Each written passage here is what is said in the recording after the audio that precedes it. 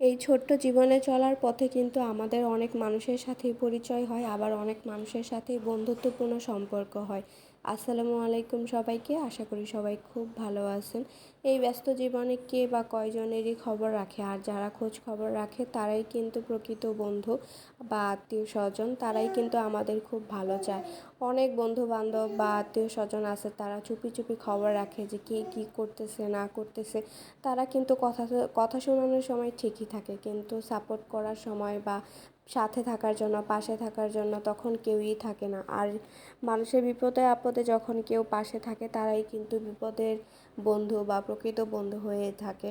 তো এই তো আমি আজকে কি কি রান্না করেছিলাম সেই রান্নাগুলোই প্রথমে শেয়ার করলাম। প্রথমে হচ্ছে আমি এখানে কই মাছ ভুনা করেছিলাম। কই মাছের সাইজটা কিন্তু অনেক বড় ছিল, আর কই মাছটা সুন্দর করে ভেজে তারপরে হচ্ছে আমি ভুনাটা করেছি। আর এখানে হচ্ছে বুট দিয়ে হচ্ছে মুরগির মাংস রান্না করেছি আমি। মুরগির মাংস এটা খুবই কমই পরিমাণে ছিল, শুধু মুরগির মাংসে কতগুলো হাড্ডি ছিল, তো এগুলো আমি আলাদা করে রেখে দিয়েছিলাম বুট দিয়ে রান্না করবো দেখে। তো এই তো এখন আমি হচ্ছে সুন্দর করে মশলার সাথে বুট আর হচ্ছে মাংসটা কষে নিচ্ছে। আমি কিন্তু অনেকক্ষণ এখানে কষিয়েছি, হয়তো এখানে এতটা বোঝা যাচ্ছে না, কিন্তু আমি অনেকক্ষণ এই বুট আর মাংসটা মশলার সাথে কষিয়েছিলাম। তো এখন আমি হচ্ছে সিদ্ধ করার জন্য পানি দিয়ে দিলাম, যাতে মাংসটা আর বুটের ডালটাও সিদ্ধ হয়ে যায়। সিদ্ধ হয়ে গিয়েছে।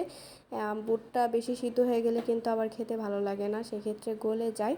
তো লাস্টের দিকে হচ্ছে আমি একটু বাগার দিব, আর হচ্ছে একটু গরম মশলা দিয়ে দেবো। এই তো আমার রান্নাটা কিন্তু রেডি। খেতে কিন্তু অসম্ভব মজা হয়েছিল, গরম ভাত বা রুটি পরোটার সাথেও খেতে ভালো লাগে অনেক।